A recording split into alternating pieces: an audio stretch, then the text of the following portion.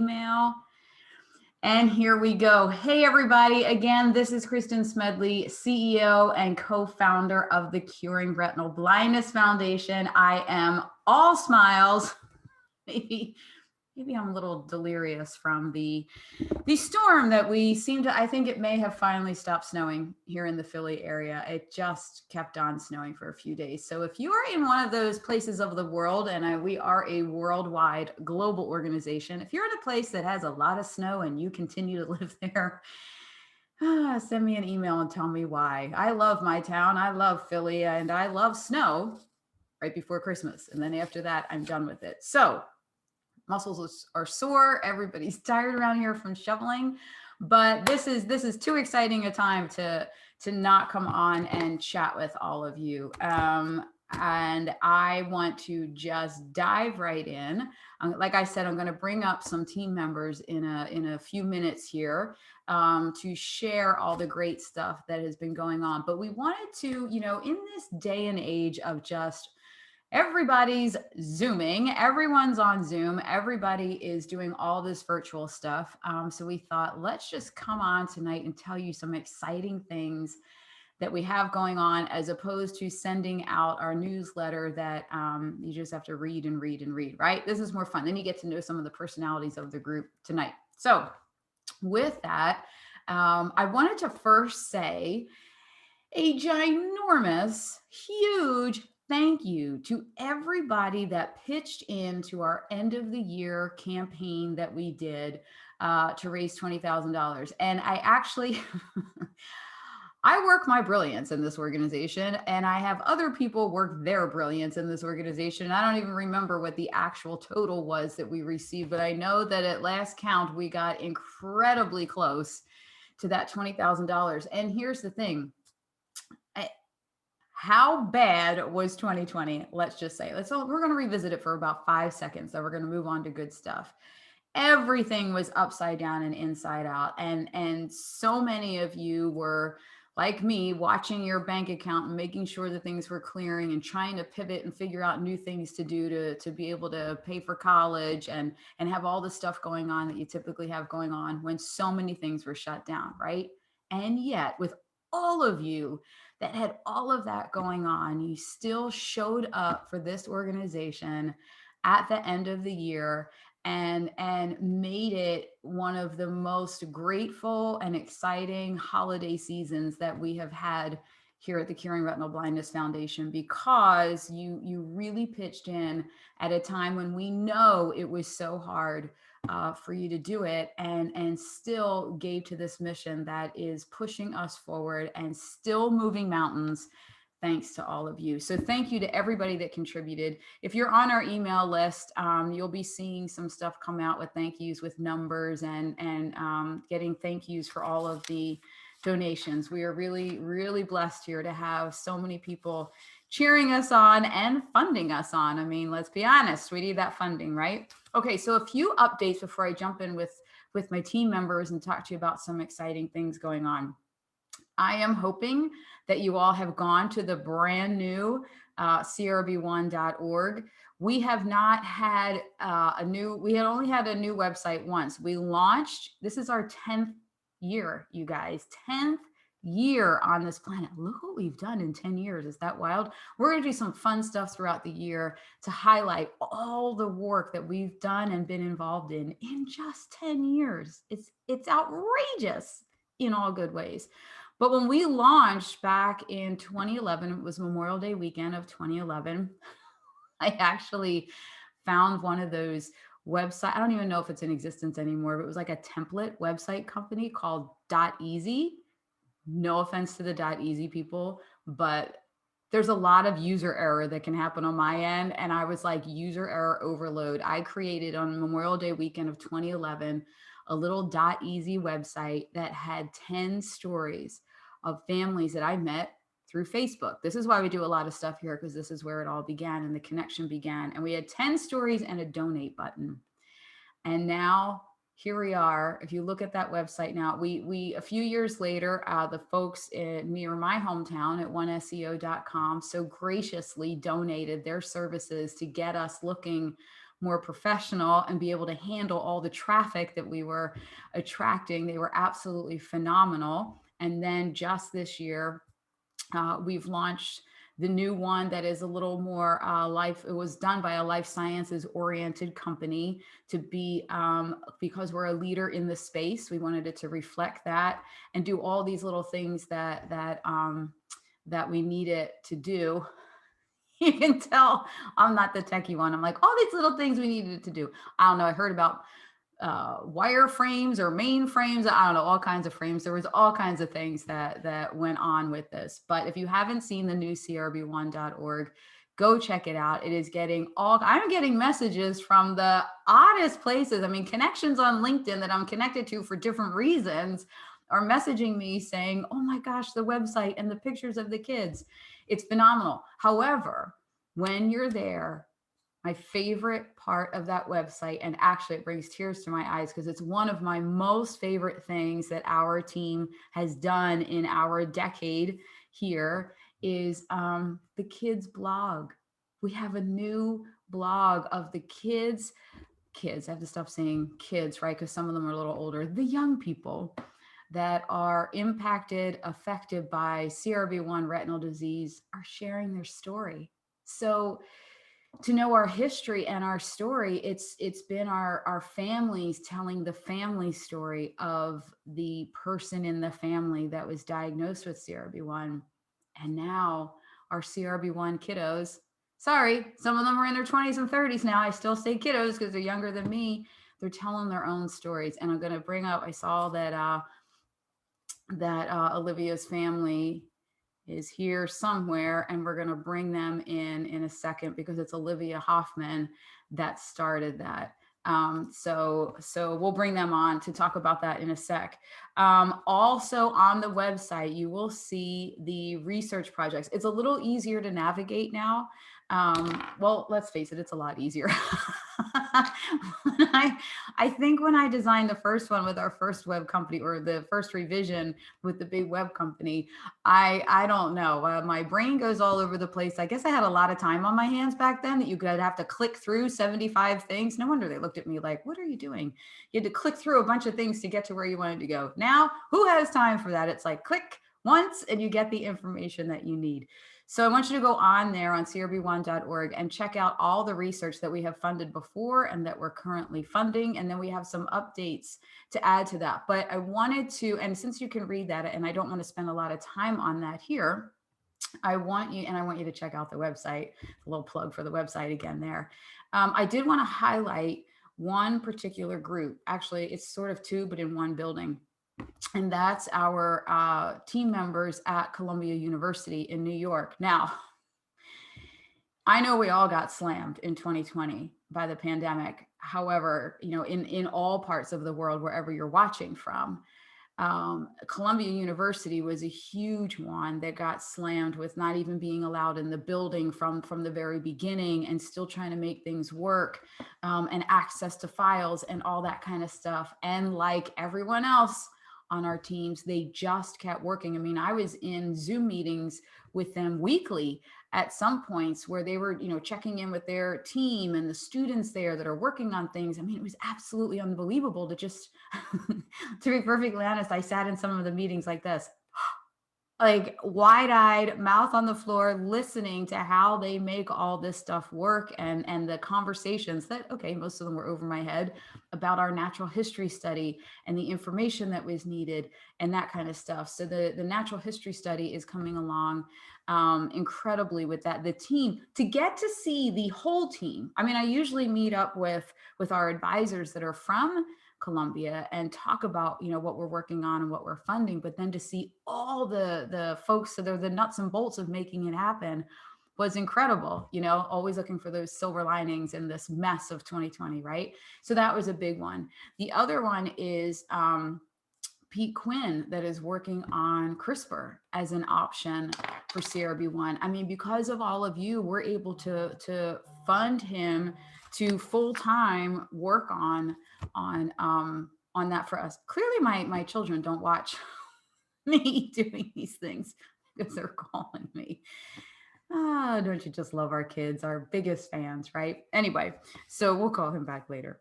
But as a sidebar, my oldest CRB1 child is now a junior at Penn State. How did that happen? Gosh, he was so little when we started this 10 years ago.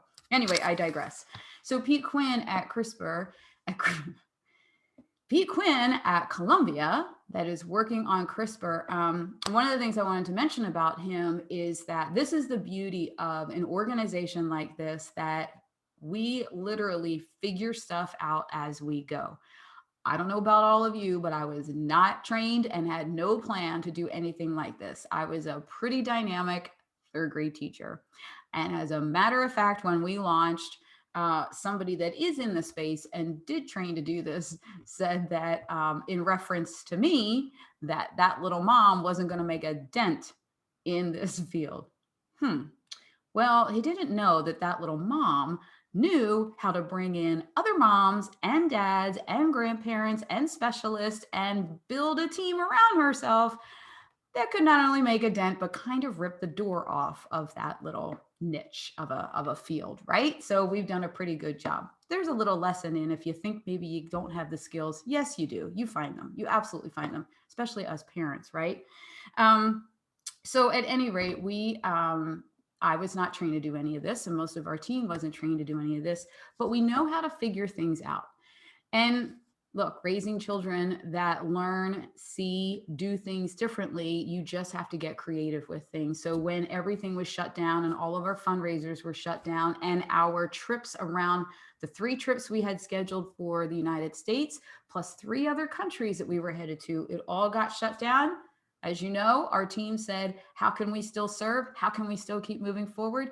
We had that online summit where you all were invited to get literally an up close view of the researchers and our team and hear what's been happening. And in those presentations, Pete Quinn at Columbia had heard about new research that came out of Duke, and those two have Jeremy is out of Duke, have been talking together ever since to see how it impacts the work that's already happening, as well as other projects that we're working on. And since that summit, the presenters there and the people we're funding and people we aren't even funding yet have been getting together quarterly on a Zoom call to just have conversation. No agenda, no, you have 3 minutes with these slides. Nope, they all just have conversation and are literally moving mountains that would have stayed there had we waited for in-person meetings again. And honestly, when we do the in-person meetings again, I don't even know that we would have had this kind of progress with this kind of team that just was flexible and creative and said, let's keep moving forward and having conversation. It's been absolutely extraordinary to watch. So those are the things, that's the big highlight, is what's happening at Columbia University. And we hope to have some great news soon. Oh, and speaking of the meeting, the last one that we had, there's a team working on getting, I think it's like a $2 million grant for work for us, but they needed a piece of information that they didn't think existed yet. And it turns out that in the conversation, the folks on one of our other teams had just developed that information, had it in the records or whatever it was. All the people involved in science are cringing right now with the way I'm just, saying this in basic terms. But the gist of it is, the one team had information, this other team started talking about that they didn't think existed. In one little Zoom call there, they get together, and now we hope to be able to accomplish that grant, that money for work on CRB1. Isn't that amazing? How, say what you want about the glitches with Zoom and the stuff going on with Zoom, but hey, it works out for us to be able to get together like that. As I'm talking, I'm going to bring in the Hoffmans and let them add to this. And then we have another special guest to bring in. Okay, so I have my little list here because you know how I can go off on wild tangents. So I want to make sure I cover everything. Okay, and then the research meetings. Oh, here's a little fun fact. I don't know if you all know, but the Nobel Prize winner for chemistry that was announced a couple of months ago, Jennifer Doudna, We actually, the CRBF team has had 2 private meetings with her in relation to how CRISPR can translate for CRB1. Is that the coolest thing in the world? We're still working on the steps. Like she actually said, the steps that we needed to take to be ready for certain things to move it forward. And we've been working on those. But how cool is that she got the Nobel Prize? And she's somebody that we talked to. Look, we talk to everybody here. We talk to absolutely everything. All right, the Hoffmans are still connecting. So I'm just going to keep on going with all the stuff that we have to update you on. And I'm going to watch the clock because we got to bring in other friends. So I'm like already 2 minutes over. Let's see, Nobel Prize winner, the summit. We are actually doing some collaborations with the Foundation Fighting Blindness, the mega machine that has contacts all over the world and fun stuff all over the world. They have been champions of CRB1 research and collaborations. And I'm hoping that you've checked your email. And if you're on their list, because there's a CRB1 meeting coming up next week, we will also send it out to our specific list that you all hopefully are on. If you're not, go to crb1.org and get on that list so you can be a part of seeing what's happening from their end in terms of CRB1. The Hoffmans are still having connection. I wonder, are a lot of people having connection issues? Because my Zoom was freezing all week. The other thing with Pete Quinn at Columbia, I was going to say that we worked together to apply for this big award with uplifting athletes in the rare disease community, but I'm going to be perfectly honest here. Hold on. Laptop is running out of battery. Okay. Aren't we all just running out of batteries? Okay. The Hoffmans are trying, but they're running out of batteries. We worked, I was going to say that Pete Quinn and I worked together. He did like this whole application that I had to fill in some things from our end, but he really coordinated this whole thing to hopefully win us a big grant from Uplifting Athletes. If you don't know Uplifting Athletes, please, after this is done, go check them out. They are a rare disease research organization. They fund rare disease research for all 7,000 rare diseases can apply for help from them, but they do it through the D1 schools, the D1 football schools, and it's football teams that do awareness activities, fundraising activities that go into all the funding that goes out to the rare disease organization like ours. Fingers crossed that we win that big grant this year. But these are the kinds of cool things that we're involved in now, looking at, like, we had to get creative, right? Like all of you did in your homes. You got to get creative with the finances. And we can't have our annual cocktail parties and all of that yet. So we got creative and started looking at what else is out there that we qualify for. And if you all know of things like that, whether it's $1,000 grant or $100,000 grant, we don't discriminate around here. Every penny counts. So if you know of grants like that, get in touch with us. You can email Kim at crb1.org, our treasurer. You can also email curingretinalblindness@gmail.com. You can put it in the comments of this video if you're watching live on Facebook now, or later if you're watching in another venue. Can you tell I want to get out in public? It's not venue, it's platform. If you're watching it on another platform, then please send an email. I'm trying to watch. Oh, I see that Anna says it's 20 inches in New Jersey you guys got in terms of snow. Holy smokes. Okay, I'm not good with keeping up with comments, but I'll watch them now. 20 inches for the Dunbars. The Dunbars are involved with CRB1 and have the One Hope Wine fundraisers. We're going to be talking about that soon. That's a fun one. Okay. And the Hoffmans, they can't get on right now, but we wanted to bring them on and highlight the fact that Olivia, their daughter, started the kids blog that we want you to go check out. And we just got word that how about this? Their local Lions Club reached out to a bigger Lions Club foundation that I can't remember the exact name. Maybe if they can access Facebook, they can type it in the comments. They were able to get a $10,000 donation from that organization, from the local Lions Clubs. You guys got a $10,000 donation, and the group loved the new website and the kids blog. How cool is that, right? You're going to love that kids blog too. Go check that out. Of course, when we're done. when we're done yapping away here, right? Okay, so that is them. And okay, so I'm gonna bring up our newest board member, and I am going to boot the Hoffmans for now, just to get them off of the top of the screen, and they can try again to come in. When their laptop gets battery again, you guys come back in. And here comes our newest board member, Brooklyn. How are you? I'm good. How are you? Good. Okay, remind us all where you live. I'm in Northern Indiana, so not far from the Notre Dame area. Just about a half hour away, if that gives anybody any idea of where we live. Oh, fantastic. Okay, are you guys in the big snow that happened in the country this week? We got some snow, but it wasn't, 20 inches.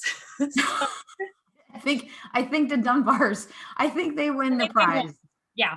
Got snow, but not that much. The roads were bad, but not no 20 inches. Oh my goodness. Okay, so let's dive in. This is the fun part.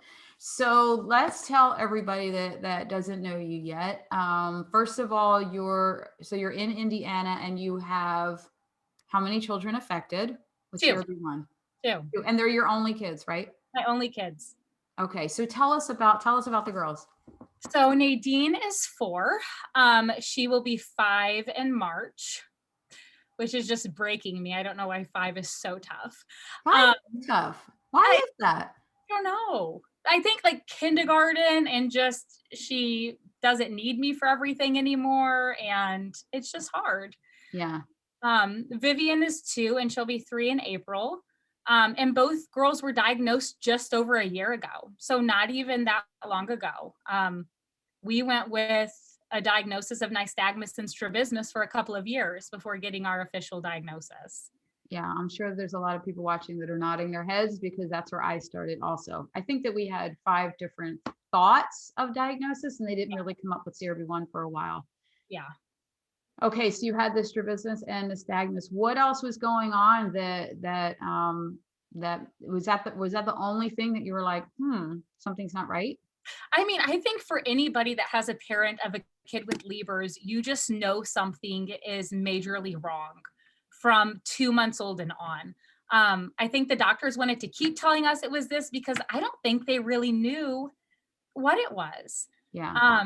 I think for Nadine and Vivian too, I know not all Leber's kids have functional sight, but Nadine and Vivian do have some functional sight. And I think that made getting the diagnosis even harder. But it was obvious they couldn't see things clearly. There was a lack of detail. One time Nadine thought my black purse was a dog, because it was just a fuzzy black thing. And that's when I really knew, okay, the glasses just aren't cutting it. Like there's something deeper going on. And it took an ophthalmologist to get a diagnosis. So are your girls very similar in the way that they see or don't see, or are they completely opposite? No, I think they're pretty similar. Nadine definitely has better eye control. Vivian is still working on it. But no, they definitely see, I think, similar. I do think Nadine has a bit more functional vision than Vivian does. Yeah.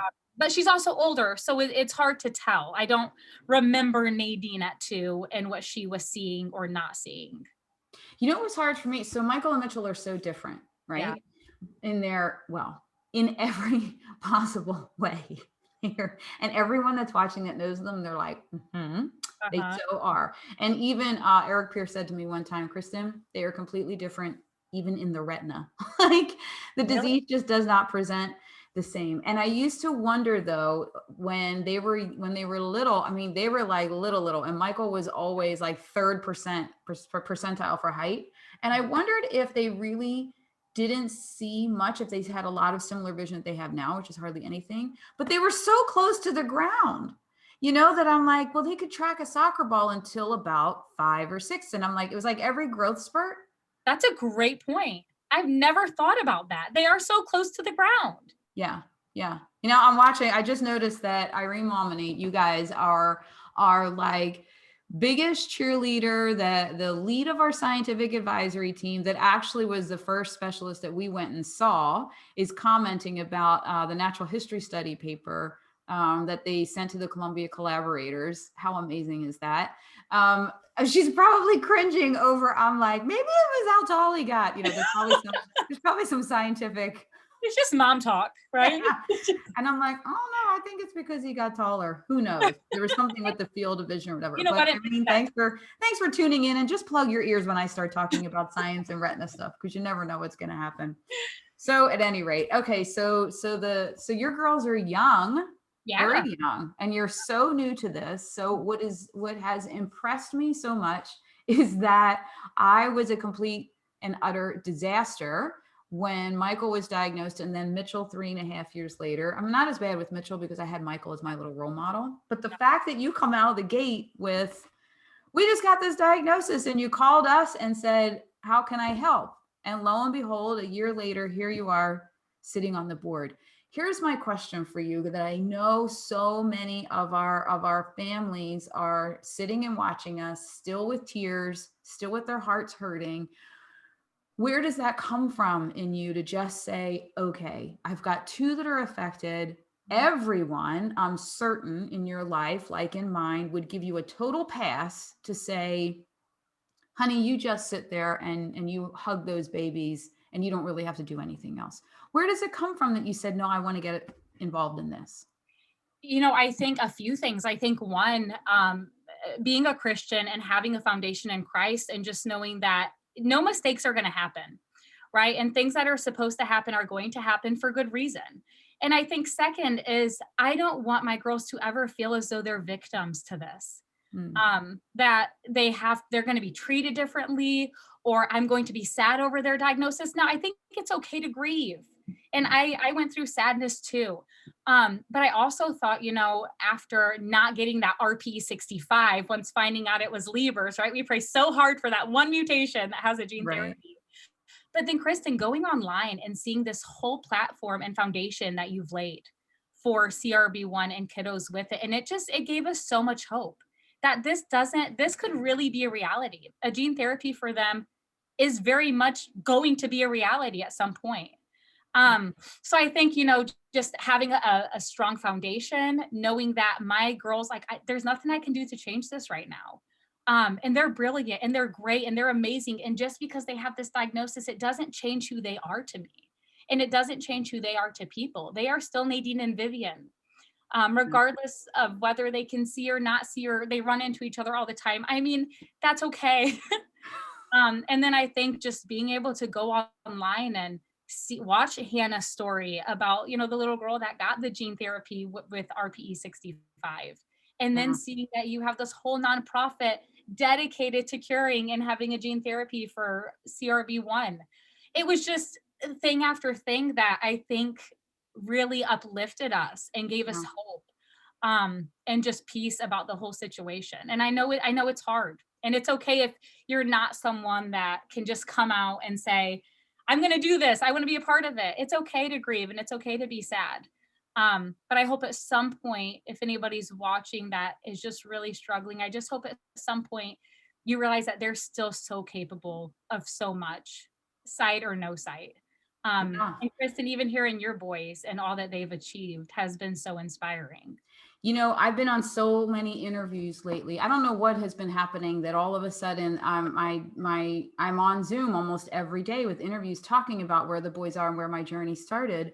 And, you know, for a long time, I was embarrassed, and I would leave out the first 3 years of crying on my couch because I thought I didn't want my boys to know that. And then I felt like where I'm at now is so different from where I started. But then when I did the TED Talk, I was going to skip over that. And the producer of that was like, but that's the part that everybody goes through. I'm like, but that's not me anymore. But it was like I had to tell the whole journey. So here's the interesting thing. As I'm now doing these interviews this week, because Michael just turned 21. I mean, can you imagine? He just turned 21. Wow. And I had on Facebook this weekend, he invited me to go hang out with him and his friends at Penn State. right? This is how tight we are. Hey, look, you think when they're little and you have to be the sighted guide, it's a lot of work. It pays off in the end because they want you to hang out like for the fun stuff later, right? In middle school, going to the movies, if they want to see, it wasn't all that cool. But now, right, Penn State, there I am. But to think about where we started and to watch his journey, that's why I love this family of families here, because they let me cry on their shoulder, but we also work on the tools and resources, and you got to still raise these kids, just like you're saying. You're not going to let any of it limit them. And if there's an option for sight somewhere along their journey, that's wonderful. But if not, they're fully equipped to get out there in the world. And it was an interesting thing to when I talk about that in some of the circles, people are like, I think a lot of people think either cure or nothing, and we all live in this other land of, let's fully equip them and then see what happens. But it was absolutely interesting to watch Michael's whole journey and where I am compared to where I started. But to your point of people that you do have to grieve, in my work in resilience, my business partner says, you can visit, but you can't live there. She always says that to me. Don't unpack your bags there, Kristen. Yeah, you can have a bad day, but you're not going to be the mayor of the village that's sitting and crying. I'm going to bring in Lisa Billingsley. She's just tuning in. Another one of our board members is coming in. Okay, so here's what the biggest question I wanted to ask you, because I don't think I know this. Hey, Lise. She's coming in, checking in on audio. Here's my biggest question for you, Brooklyn. Not my biggest, but one of them. Okay. What is your day job? What did you train to do? Were you in this field at all, or are you in this field at all? Absolutely not. No, I know nothing. So just a mental health therapist. I work 3 days a week, and I'm in my practice now, in a private practice doing mental health therapy. So no, I know nothing about the I world, and still know very, very little about the I world, but I'm learning. So I appreciate it even more when this is how I operate, you guys. I just go, oh, okay, you want to help? Here's all the things that we need. I don't even ask anybody's background if they're just going to help us with stuff. And when you got on a Zoom call with me and Pete Quinn, who is our big CRISPR guy from Colombia, and this is what I love about you. You just wanted to get the information correct to send out for your fundraising campaign. And how cool is he that he took the time to sit there, because I certainly couldn't answer all the questions, and he comes in and just answers everything. That was a dream. That was, I left that meeting being like, what just took place? I mean, I took so many screenshots during that just to have like proof that this happened. It was amazing that he was willing to sit and take his time from his busy life and answer questions that this mom that has no idea what she's talking about is trying to do. Wait, I'm so happy that Lisa just came in at this point, because we have a similar story. We were a little more giddy. You weren't giddy on that call. You were happy. And then there's me and Lisa and Kim and Mike Hoffman that met Alex when we were in Vancouver. Remember that? Our researcher working on zebrafish. Oh yeah, that was amazing. I mean, it was like rock star sighting. We acted like Brad Pitt sitting in front of us. We were so excited. We were ridiculous. We're like, oh my God. It was like we're at the red carpet taking pictures, and then everywhere we saw. But that's what it is. I mean, these are the people that are dedicating their lives to making our kids' lives better in some way. And it's always interesting to me when I ask folks like Alex and Pete and Irene and our other team members, who in your life is affected by blindness that got you into this? And they're all in it for the scientific curiosity, as opposed to having an affected family member like we do. That to me is like uncanny that they did, because who chooses this? The success is so minimal, right? I'm the one that needs, if I don't have a success in a day, I'm like, psh, are you kidding me? Hold me back from the cliff. And they're working and working, and things aren't working out. And then they start all over again and all over again, all over again. It's amazing to me. Amazing. Or at least tell us about your calm, quiet crew in your home. Oh my gosh. Well, I just walked in the door from piano and I told everybody to be quiet. I gotta get on here. I haven't combed my hair and this is what it is because this is our life. Okay, my crew, there's a lot of us. I have 4 kids and my husband and I. And so Jacob, my 3rd little boy, Jacob, sorry, and he's not little anymore, he's 11, is our guy that has CRB1 LCA.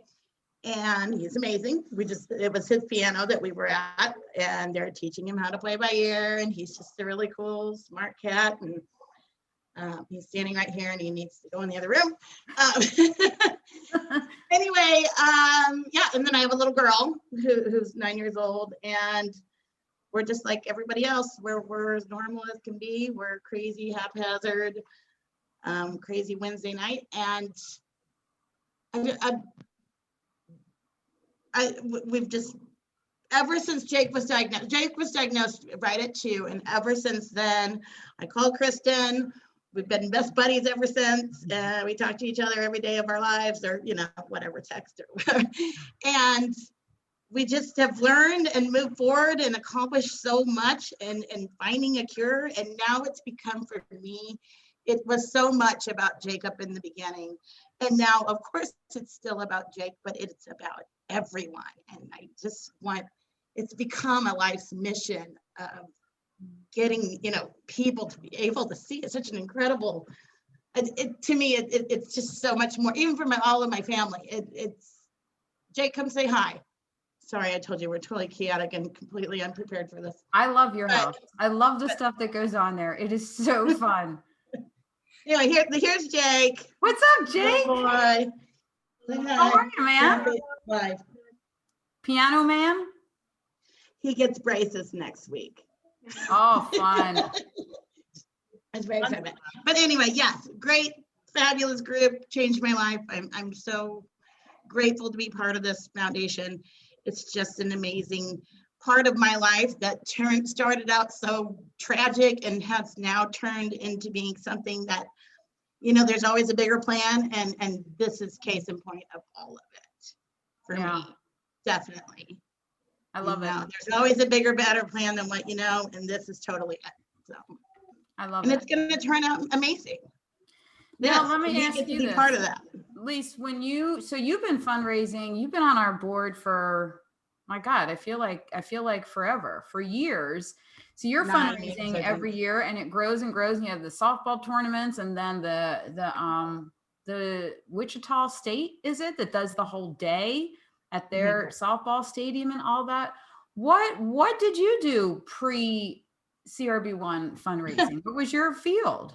Well, I was a social worker, but actually, really, I was a social worker before I had kids, and then I quit before Jacob was even born. I was a stay-at-home mom 5 years before any of this was even a thing. And I was a social worker. Now I'm a kitchen and bath designer.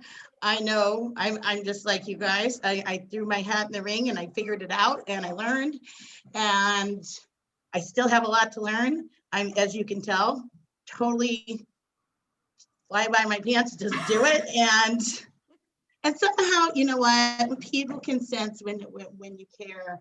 People know nobody expects you to be perfect. Nobody expects anything other than for you to give a damn.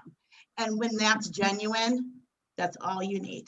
You need that, and you need all you really need is the courage to try, to say, hey, I'll do it, and the rest just goes from there.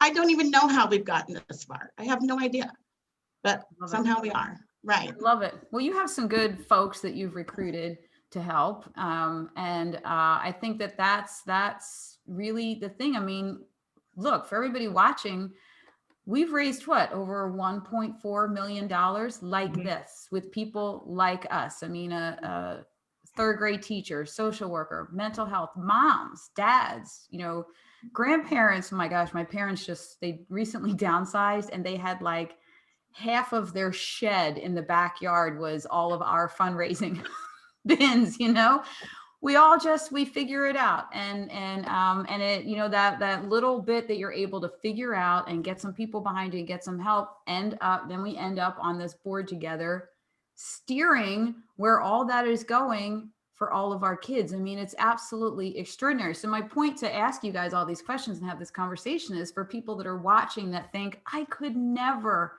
do what they do. And people say to me, oh my gosh, over $1 million. I could never do that. Neither could I. It's all of us putting together and doing it. And I was saying before you came on, Lisa, we had to get creative this year when all of that stuff was shut down, and we found little things like the Hoffmans found the Lions Club, and now we're hoping to get uplifting athletes, these little $10,000 things here and there. But Brooklyn, you were still able to figure it out and get that fundraising done with your family in a pandemic, nonetheless. And tell folks real quick about what we're doing next week. So the people that are sitting there thinking, I don't know, maybe I'm listening to these goofballs talk and they've steered this massive fundraising machine. Maybe I could do it too. So let's just touch on what you're going to do next week with us, for us. Okay. Well, so quite frankly, I got so sick of myself sitting around not doing anything and just dreaming about it. So I thought, you know what, the easiest thing to do is to just open a GoFundMe and see how it goes. So that's exactly what I did. And I did some research on when to share it and how to promote it and when it's smart to pay for advertisements for it. So next week, I'm just going to be sharing about how to start that process. I have a whole template made up of what you can say in your GoFundMe, so you don't have to think of all the hard words. That's what Peter Quinn and Kristen helped me come up with. So it's perfect. It was none of mine. It was all of theirs. And it's just an easy copy and paste. And this is what we do. And I've raised a little over 20,000 just by doing that. Some clicks. So next week, I'm just going to talk about how other moms or dads or anybody that wants to do something like this can help raise some funds towards a cure research. Yeah, I love it. And then, listen, one family raising 10,000, 20,000, whatever that is, combined with other families, that's how we've done this. We have not gone after the massive $2 million things at NIH, hiring a grants team. There's an organization that is doing that and doing work for us at their organization. But us as a family of families are doing things where we figure it out. A softball tournament, a kids bike event, a GoFundMe campaign. I'm loving this GoFundMe thing because you don't have a garage full of bins of pens and chalkboards and raffle tickets. It was very little work. It was very little work. So I'm anxious to hear this next week. And we're going to send out all the information of how you can get involved to be a part of that. Ask your questions. We'll send out the video to folks that can't be there that night, because look, this is only going to move forward if everybody is able to do a little piece of it. And that's why we're just going to share what it is that we know and how we did it so that you guys can do it too. And as we go through this year, our 10th anniversary, we'll share stuff like this about, Lisa and I will come on with, Trisha has a really big cocktail event also, and talk about how we do our cocktail events if the world ever opens up again, in anticipation of the next year. We're just going to share everything that we've done so that you all can, figure out what works for you and do it too. And then we also have some fun stuff coming up where we thought, what an opportunity in this day and age now, I sound like an old lady, of online gatherings where we can't all get together in person. The beauty of that is nobody has to pay for flights to get together. We're going to do some Zoom happy hours where we literally are just going to manage conversation that you all can start meeting each other, because we saw that too with that online summit that we did in the summer, watching everybody just see all those tiles of people that are walking the same journey was a huge impact for a lot of you. And we got a lot of feedback that was a huge impact. And honestly, when we all met each other, that was one of the biggest impacts on my life, is meeting other people on my walk. So we'll have some of these things coming up where you can get to know each other and chat and know that you're not alone on this journey. So make sure that you are on, go to crb1.org and get on the email list. And look, if you're an affected family, if you're a family member, if you are a friend of somebody with CRB1, everybody is welcome in this mission to keep moving the mission forward. And I always say, for all of you that don't know what else to do, but are really good at praying, praying has moved mountains for us. I know there's a lot of you out there because I get messages from you, and I'm telling you, keep going. Maybe a little louder sometimes. It's okay to yell. We need some things a little faster than others, but praying helps as well. Anything else you guys want to add before we wrap up? Other than the fact that I always love to say that hope has become the reality. We really are there. You really are funding a cure. This is an awareness. This is really the next 2 years. We're going to see magnificent things happen in front of our eyes. That it's just amazing to me that we're going to get to be part of that. And all of you guys will get to be part of that. And we're going to see people literally who cannot see be able to see. And that is, to me, incredible. Yeah. To be part of it. It's extraordinary. Anything else, Brooklyn? I'm just so thankful to be here. Truthfully, I'm excited to learn more from you guys and funding, and just I'm blessed to be a part of the team. Truly. We're happy to have you. Well, thanks to you both and to the rest of the team that wasn't able to get on. That's the other thing. Everybody's got other jobs, and we do this as it's not even a side hustle. It's like the other full-time job that we all have. So we tag team to get into the Zoom room. So thanks so much to everybody for tuning in. Go to crb1.org, check out the new site, get on the email list so you can find out exactly how you can log in and learn from Brooklyn next week and watch our entire 10-year anniversary and be a part of all of it. So thanks. Good night, everyone.